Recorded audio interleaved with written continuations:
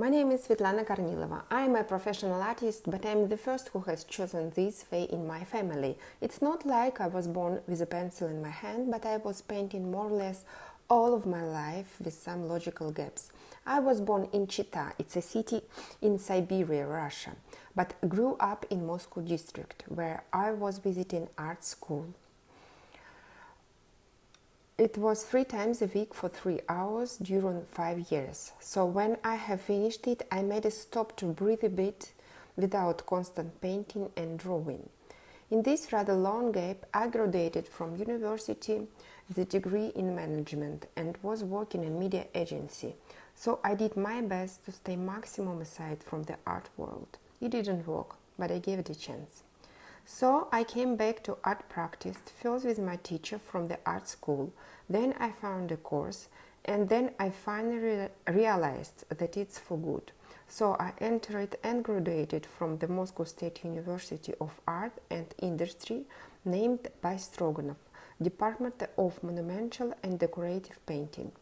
Also took 2 courses at the best art educational institute in the world, at the St. Petersburg State Academic Institute of Painting, Sculpture and Architecture, named after Repin.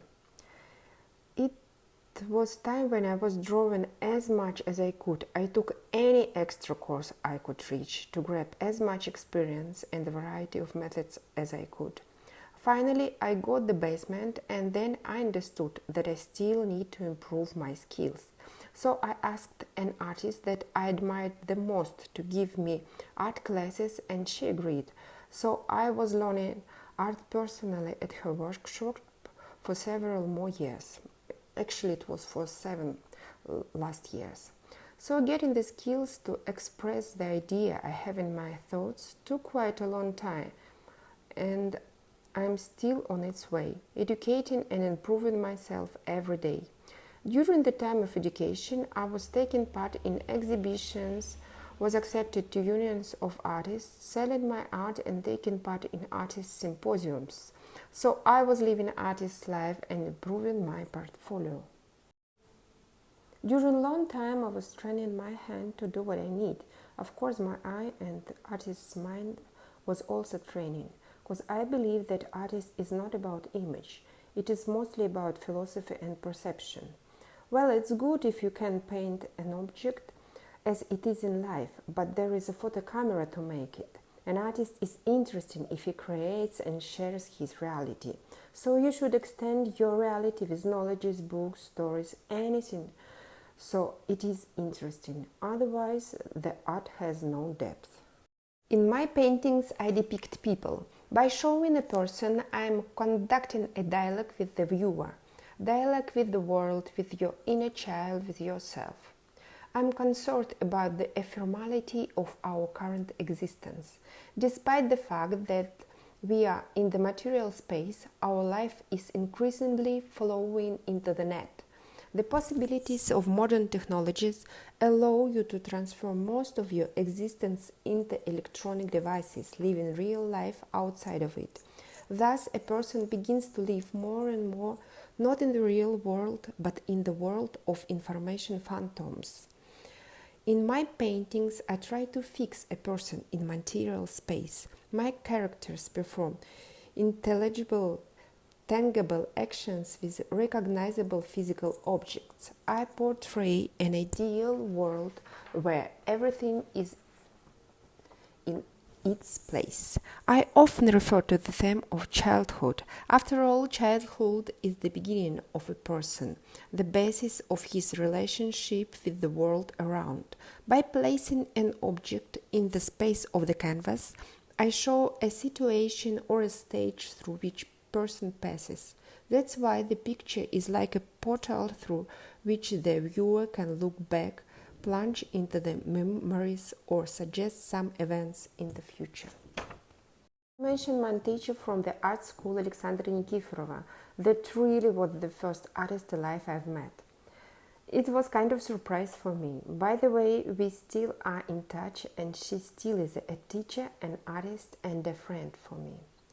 And the artist I was meeting for the last 7 years, I previously mentioned Tanya Chuvasheva. I've chosen her by my admiration of her art, and she kindly agreed to give me art classes. She absolutely proved that improving art is not possible without extending heart and mind. She really had an impact on my art and perception of it. The most intelligent, wise, kind, and all the other good word person, and the big artist alive I've ever met. It happened so that a year ago, I with my family moved to London, UK, by Global Talent Visa program, and due to it, the theme of home, immigration, people around, environment, searching for myself in the changing situation. Do we carry our home inside, or is it what we see outside? I think about it through my art. I think the biggest challenge of being an artist is multitasking. I have to paint, take part in exhibitions, work with documents, open calls, exhibition sales, be good at presentation myself and my art. I have to communicate with people, though most of artists are introverts. Make communications and sales, make technical support of it, web, Instagram and all the other nice platforms. And many, many more roles that one person just can't support. I don't know where I would be if I skipped any stages on my way, so I'm pretty much happy with the situation now, so no dramatical changes in my past I would recommend. Maybe only one: make more sketches. The more, the better, even more than you do. It will give good harvest in the long run. 8. My practice, rooted in painting, expands to encompass video, collage, drawings, ceramics, and installations. I enjoy working in all those different mediums, choosing them based on how I believe they can best portray the intended message. However, working with paint is what excites me the most. I like working with the multiple layers overlapping different materials such as ink, watercolor, graphite, acrylic, and oil. It brings depth into my compositions, and it follows the natural order of how I approach my creative endeavor. It very much depends on the stage. There are things that require total attention. Things like working with model from live thinking up composition, coming up with ideas. And in this case, I need all my eyes and ears. During general painting, when everything is decided, I can listen to the music, but I prefer audiobooks or other interesting or useful information. The best reaction is that someone loves the artwork so much that wants to get it home. In fact, I'm always shocked when the viewer tells me the exact story I was thinking up when painting the picture.